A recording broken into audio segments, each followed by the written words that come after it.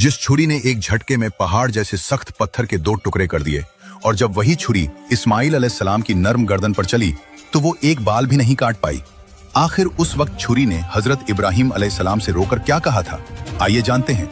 ये बात उस वक्त की है जब एक रात हजरत इब्राहिम अलैहिस्सलाम को ख्वाब में अल्लाह का हुक्म हुआ कि ए इब्राहिम, अपनी सबसे प्यारी चीज अल्लाह की राह में कुर्बान करो। इब्राहिम अलैहिस्सलाम ने पहली सुबह उठकर 100 ऊंट अल्लाह की राह में कुर्बान कर दिए। अगली रात उन्हें फिर वही ख्वाब आया, अपनी सबसे प्यारी चीज कुर्बान करो। अगली सुबह उन्होंने फिर 200 ऊंट कुर्बान किए। तीसरी रात फिर वही ख्वाब आया तो उन्होंने 300 ऊंट कुर्बान किए। जब चौथी रात फिर वही ख्वाब आया तो हजरत इब्राहिम अलैहिस्सलाम समझ गए कि अल्लाह को ऊंटों की नहीं बल्कि उनके दिल के टुकड़े हजरत इस्माइल की कुर्बानी चाहिए। इब्राहिम अलैहिस्सलाम ने अपनी बीवी हजरत हाजरा से कहा कि इस्माइल को अच्छे कपड़े पहनाकर तैयार कर दो, आज हमें एक सफर पर जाना है।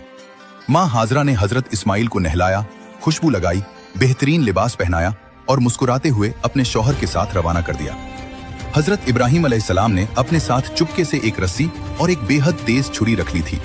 जब दोनों मिना के मैदान की तरफ बढ़ चले तो शैतान इंसानी शक्ल में आया और माँ हाजरा से बोला, तुम्हें पता है इब्राहिम, तुम्हारे इकलौते बेटे को कहाँ ले गए हैं? वो उसे ज़ब्ह करने ले गए हैं। हजरत हाजरा ने कहा, एक बाप अपने बेटे को क्यों मारेगा? तो शैतान बोला, ये अल्लाह का हुक्म है। ये सुनते ही माँ हाजरा ने कहा, अगर ये मेरे अल्लाह का हुक्म है तो मेरी और मेरे बेटे की 1000 जानें भी अल्लाह पर कुर्बान हैं। माँ से मायूस होकर शैतान इस्माइल अलैहिस्सलाम के कान भरने लगा। शैतान ने कहा, ऐ बच्चे, तुम्हारे वालिद तुम्हें किसी दावत पर नहीं बल्कि अपनी छुरी से कत्ल करने ले जा रहे हैं, तुम भाग जाओ। इस्माइल अलैहिस्सलाम ने जवाब दिया, अगर मेरे अल्लाह का यही फैसला है तो एक इस्माइल नहीं, हजारों इस्माइल अल्लाह पर कुर्बान है। तमाम रुकावटों को पार करके जब दोनों मिना की खामोश वादी में पहुंचे तो हजरत इस्माइल ने अपने वालिद को 3 आखिरी वसीयतें की। पहली वसीयत, अब्बा जान, मेरे हाथ पैर रस्सी से कसकर बांध दीजिए ताकि तड़पते वक्त मेरा खून आपके कपड़ों पर न गिरे।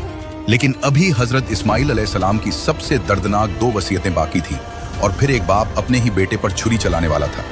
आगे क्या हुआ, पूरा वाकया पार्ट 2 में देखने मिलेगा।